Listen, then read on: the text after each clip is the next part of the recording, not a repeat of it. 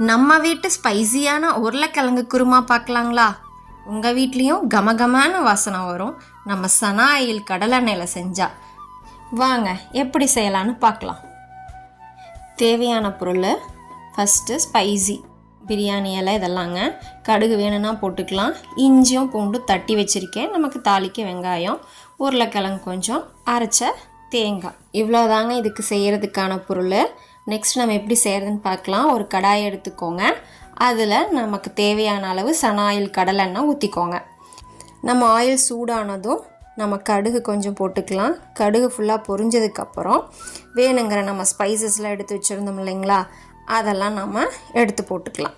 இப்போ அதெல்லாம் லைட்டாக வந்துட்டு ஃப்ரை பண்ணி விட்டுட்டு இஞ்சி பூண்டு தட்டி வச்சுருக்கிற விழுதை உள்ளே போட்டு ஆட் பண்ணிக்கோங்க. நெக்ஸ்ட்டு நம்ம தாளிக்க வச்சுருக்க ஆனியனை, மிளகாய், கருவேப்பிலை இதெல்லாம் போட்டுக்கிறோங்க. நல்லா வந்துட்டு வதக்கி விடுங்க. கொஞ்சம் நல்லா ப்ரௌனிஷ் வர அளவுக்கு. நம்ம கண்ணாடி பதத்துக்கு வந்தாலே டேஸ்ட் வந்துடுங்க. நம்ம அந்த அளவுக்கு நம்ம ஃப்ரை பண்ணுறோம். அப்போ தான் நம்ம போட்ட இன்க்ரீடியன்ஸோட அந்த ஸ்பைசஸ்ஸு, இஞ்சி பூண்டு இதெல்லாம் சேர்ந்து நல்லா நமக்கு வந்துட்டு ஸ்மெல்லோட டேஸ்ட்டும் வருங்க. இது அப்படியே இருக்கட்டும். அவ்வளோதாங்க. இப்போ பார்த்திங்கன்னா உங்களுக்கு கண்ணாடி பதத்துக்கு வந்துருச்சு. நெக்ஸ்ட்டு நம்ம லைட்டாக மஞ்சள் தூள் ஆட் பண்ணிக்கலாங்க. அடுத்தது நம்ம காரத்துக்கு ஏற்ற மாதிரி நான் வந்து வீட்டு மிளகா தூள் நானே அரைச்சி வச்சுருக்கேன். ஸோ அதை நான் ஆட் பண்ணிக்கிறேன். எங்களுக்கு கொஞ்சம் காரமாக இருந்தால் தான் பிடிக்கும், அதனால் இவ்வளோ நான் ஆட் பண்ணியிருக்கேன். உங்களுக்கு தேவையான அளவு நீங்கள் போட்டுக்கலாம்.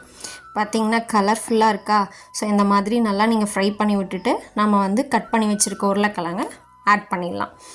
ஆட் பண்ணி நல்லா வதக்கி விட்டுருங்க. கொஞ்சம் ஒரு 2 மினிட்ஸ் அந்த எண்ணெயோடய சேர்ந்து வதங்கட்டும். அப்போ தான் வந்துட்டு இருக்கிற இன்க்ரீடியன்ஸ் எல்லாம் உருளைக்கிழங்கோடு ஆட் ஆகும். ஸோ இந்த மாதிரி ஃப்ரை பண்ணும்போது தேவையான அளவு நம்ம கல்லுப்பு ஆட் பண்ணிக்கலாங்க. அப்போ தான் டேஸ்ட்டாக இருக்கும். உங்கள் தேவைக்கேற்ப நீங்கள் போட்டுக்கலாம். இந்த உப்பு கூட நம்ம வந்துட்டு ஆட் பண்ணும்போது நல்லா சீக்கிரம் வந்து உருளைக்கிழங்கு வேகும், அதனால் நம்ம ஆட் பண்ணிக்கிறோம். கொஞ்சம் வதங்கிருச்சு, பார்க்கவே நமக்கு டெம்ப்டாக இருக்குது.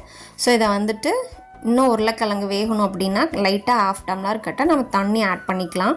இப்போ வந்து எண்ணெயில் வதங்கிட்டு இருக்கு. நெக்ஸ்ட்டு கொஞ்சமாக வாட்டர் ஆட் பண்ணிக்கலாங்க.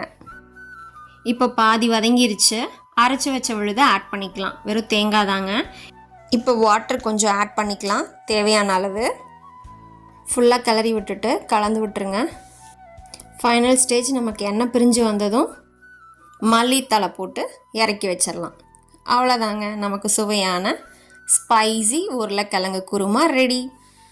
நீங்களும் ட்ரை பண்ணி பார்த்துட்டு டேஸ்ட் எப்படி இருந்துச்சுன்னு கமெண்ட் பாக்ஸில் மறக்காமல் கமெண்ட் பண்ணுங்கள்.